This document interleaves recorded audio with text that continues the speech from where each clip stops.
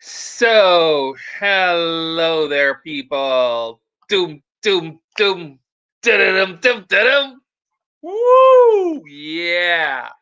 How are you doing tonight, people? I hope you are doing fine. And one of the subjects that has been arising quite frequently recently, it is a question of Swedish prisons in Sweden. I have taken it up once or twice in my show before, but now I want to mention it a bit more sort of thoroughly. And I want to see what you would say about that, or me talking about that. Now, please do let me know if you can see this video. Just, you can just say hi, or hey, you can write a letter B. I don't know why B. You can just write any letter. Just say hi or whatever, or B or A or Z, whatever. Thank you, Wade Houston. So, when it comes to jail, like, okay, let me try to explain it a little. There is one thing which is more or less like lockup. So basically, how should I put it? Once in a while, we all had, well, maybe not all, but most of us had those situations where we had, a whiskey bottle or a vodka bottle or an absolute bottle or two too much. When we were so much younger than today, and we didn't need any help, not in any way. Like when you're young, you sort of get drunk, get in fights. I think, okay, yeah, I don't know, but I think it has happened to most of us, hasn't it? Right? So, if it's nothing serious, like for example, and it also happens in a place like a, if it's in a bar which is sort of notoriously known for, like, if you go to a biker bar, then you go to a biker bar. You know what I mean? You know what to expect, or if you go to a Russian bar, that is also. What did you think of the video called Markiplier Video Scratch, or you didn't get a chance to watch it yet, Wyatt? Okay, so yes, first of all, I want to welcome everyone. I want to welcome Wyatt. Hello, Wyatt. And I thank you for the thumbs up. And there is also a person watching us from Scandinavia. Welcome, Scandinavia. And then there is Nate Dog. Hello, Nate Dog. Now, I think I've mentioned all of you who are at least saying hi, and the rest continues to watch in silence. Anyway, I'm glad to see anybody who's around here. So, like I was saying, there is lockup, and lockup is where you get to if there was some sort of minor misdemeanor or whatever. Like if you show your butt to the police car or something. Don't do that. Don't do that. Okay. Don't do that. Okay. But I mean, sometimes it just happens. You just moon a police car when you're drunk and you end up in lockup. So, whatever happens, happens. Okay. Well, anyway, and so they can keep you there. Like normally they basically keep you for a day there, so you sober up. Like they arrest you at night, and then they let you out in the morning, like I don't know, 7 or 8. They let you sober up simply.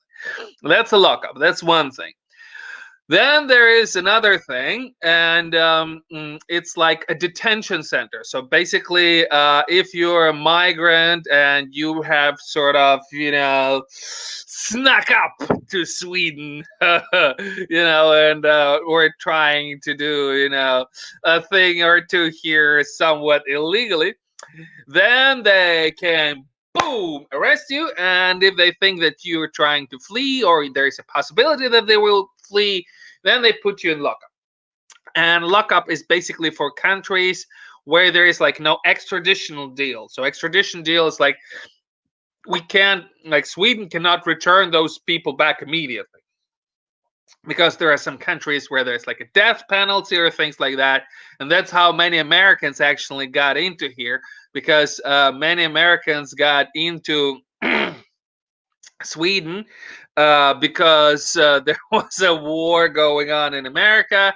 And yeah, some of them were claiming that they would get death penalty and things like that. Anyway, so here what it is I'm about to say. Here I am sharing the screen.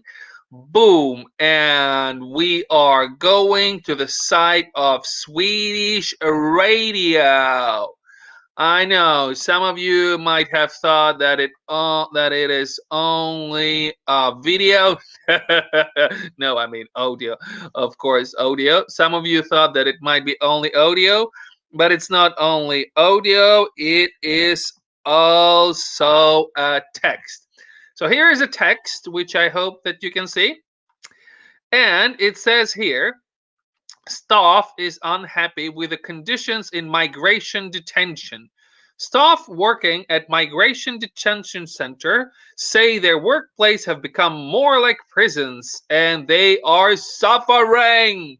So, not the dudes who are locked up, but the people who work there. And then the people who work there say, our work used to be about trying to convince them to go home. Now it's lock them up and break them down, says one person employed at the detention center. The Migration Detention Center are secure institutions for people who are being deported from Sweden. And that's like most important thing.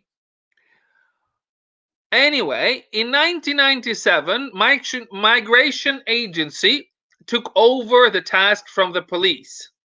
So basically, before it was police who used to kick out people, and now it's Migration Agency. And then the article continues. But staff say to Swedish radio, the centers are getting more like prisons. And then one of the guys who works there says, those of us who have been involved for a while feel pretty bad. We have been involved in building up something different. We were going in a different direction, says one member of the staff. But the head of the detention system, Torbjörn Nyberg, says there is a basic similarity between all kinds of work where you hold up people against their will. Torbjörn Nyberg is previously head of the high security Norrtälje prison. So, now you know that if you are locked up in Sweden, then you can get, and you're a migrant, then you can get into those so-called detention camps. And the idea about the detention camp is that before they would sort of persuade you to go home to Afghanistan or Pakistan or some other country, but now they tell that they're about to break them down. So those guys who get into prison, not prison, those guys that get into this detention center, the staff is complaining that they have to break down those migrants.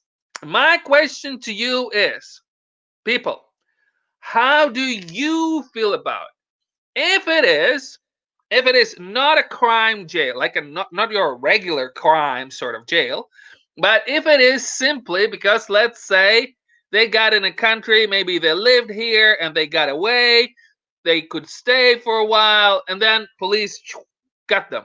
Okay? So, if they're in those detention centers, what do you say, people?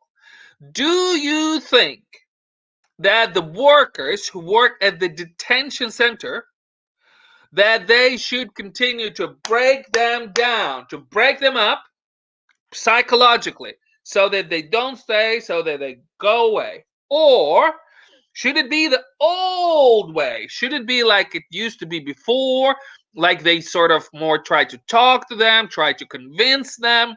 Which do you think it is? What do you think, people? Do you think that the workers at the detention center should be more forceful, more rough, more sort of treating them like regular criminals as it is right now? Or should it go back to the old ways, how it used to be? Should it go back to, more like speaking and, having a discussion, trying to persuade? Because, of course, there is also a downside to it, because if you're just trying to persuade, not to break down, then it can take years and years and years and years before they live. So they can live in that thing forever. Well, not forever, but as long as, like, there are some countries where there is like a death punishment and things like that. So yeah, they can live in there for a really long time in this like detention center. So that's what I want to know. How should it be with the staff? Should they be nice or should they be rough? Should they be treating those illegals as regular criminals, or should they treat them differently? Okay, so that is the key point which I had for today. And now, since we are on this subject, I hope you are about to stay also for the next news, also about prison. I just want to have it mentioned because, shoot, it's so outrageous. Oh my God. I don't want to say only in Sweden, but pretty close. It's so outrageous. I don't even know how to say it right, so I'm just gonna read it. It's insane. It's crazy. I mean, yeah, probably in one way or the other, it happens all over the world, but it's just, let's put it simply, it's much more likely to happen in Sweden. Now, let me put shared screen so that you see that it's not terms used by me, but it's terms used by official state radio of Sweden, right? So now we want to know this crazy thing. Oh my God. You know? Okay. So there we go. Prison for LGBT leader who abused power. A 44-year-old Holland man has been sentenced to 5 years in prison for crimes that include drugging and raping young men in his apartment. Oh, I just realized this video is going to be so 18 plus. Anyway, he was the former local leader of Swedish Federation for Lesbian, Gay, Bisexual, and Transgender Rights. So just already that there is like a, basically it's more or less state agency which promotes, like, being gay, being lesbian, being bisexual, being transgender, and things like that. And then this guy had this sort of position, and then he was sentenced because he was drugging those young men, and then he was raping them. So the man was sentenced for raping men who were staying with him. He was also found guilty of forcing the victims to offer sex in exchange for drugs and lodging, and stealing money from the RFSL Halland bank account. So what I'm trying to say is, unfortunately, the world is a horrible place. And yes, this part about drugs for lodgings or in exchange for sex, blah, blah, blah, that happens everywhere. But what is peculiar, I might say, is this guy, he was a former local leader of the Swedish Federation for LGBT rights. Okay? He was the person that was supposed to go in front of everybody and be like, whoa, yeah, like being gay is a-okay, and things like that, But instead, he was clearly, abusing his position and people around him in a very, very bad way. and now he's in prison, which of course, naturally, he should be. The man used his position in LGBT rights group to take the advantage of the man. Reports Swedish television news. So it is not just the radio, it is also state television. A spokesman for RFSL Holland, so a spokesman for LGBT rights organization in Holland, said that the case had hurt the group's image. Yeah. And I mean, it's natural. Like, if horrible things like that happen, it does affect your image. I'm sorry, but it's true. This is one person's actions, but we have to get our members to trust us again, said Matthias Ocherberg,